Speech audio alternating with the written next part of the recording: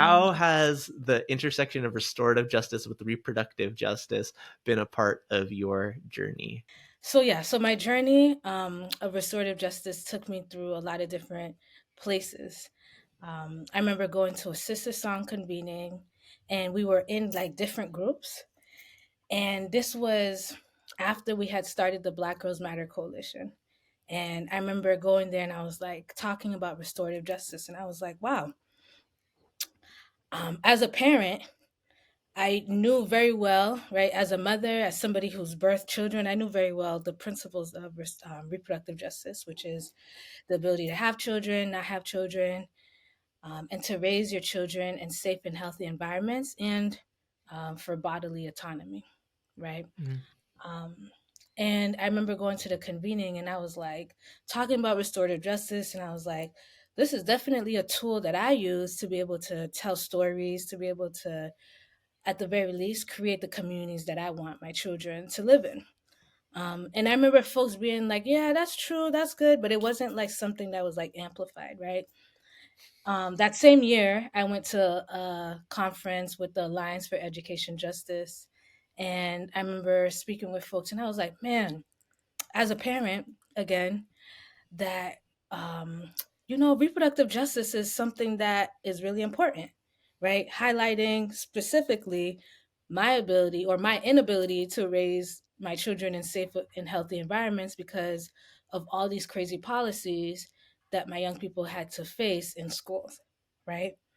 And so at the time, I was like, okay, telling everybody, I was like, restorative justice is reproductive justice because in order for me as a parent to raise my child in a safe and healthy environment, restorative justice is a tool to be able to do that, right? And so it felt like very organic and felt very clear, right?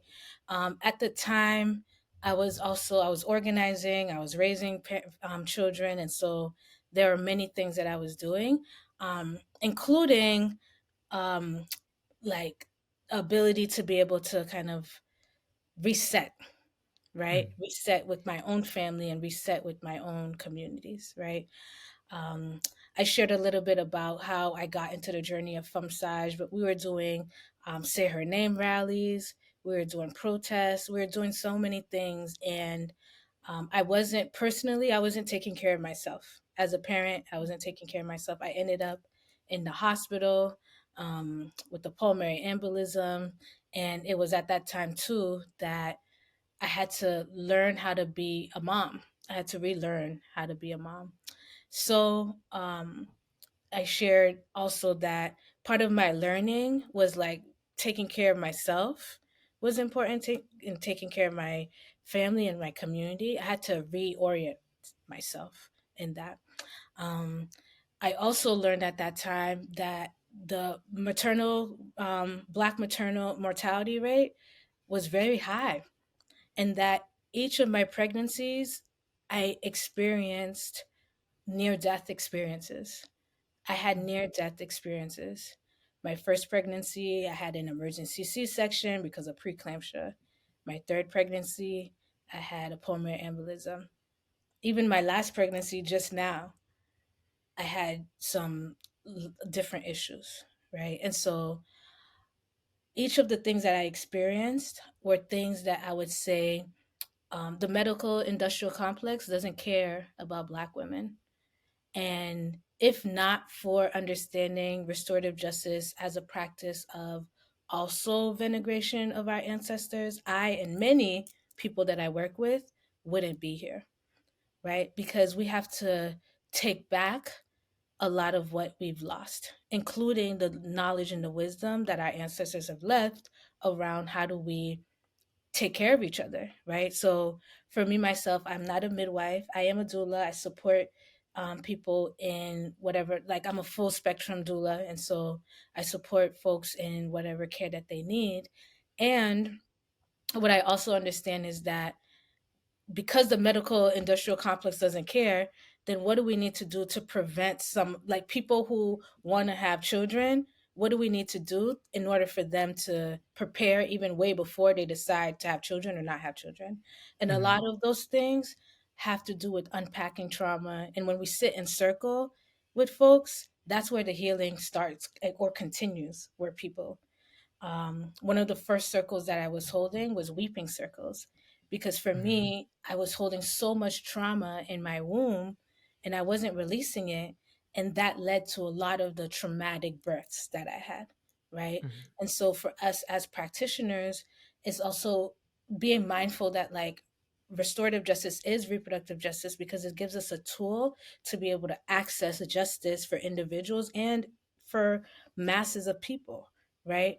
And first to be able, because ultimately the need, ultimately at any point or at some point, whoever who's responsible to meet that need, ultimately we are. Right. Mm. In a lot of ways, Community. ultimately we are, and community is responsible for meeting those needs. Right. And so we have to do those things within our communities, right, with each other. And so weeping circles, crying circles led to my healing. It led to many people's healing. And for us at From Sage, that's one of the types of circles that we continue to hold, to be able to be in vulnerability, to release with each other, and then to move into um, a space of healing and a space of growth in the community.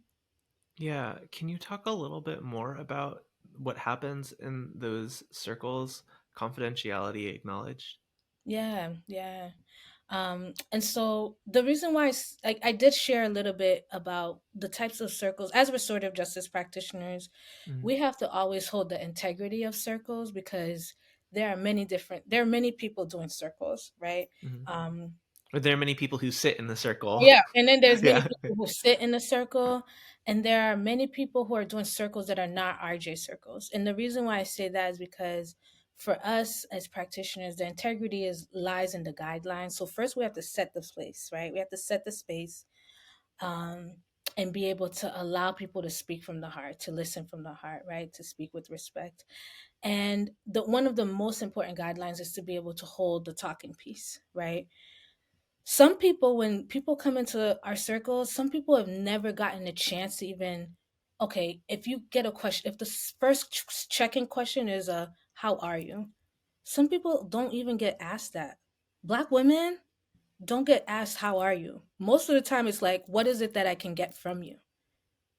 So then when you ask somebody, you've already set the guidelines, we've built collective values, we've built consensus, and then you ask them how are they? Oh my goodness, you just see tears, because it's heavy, because Black women are holding so much.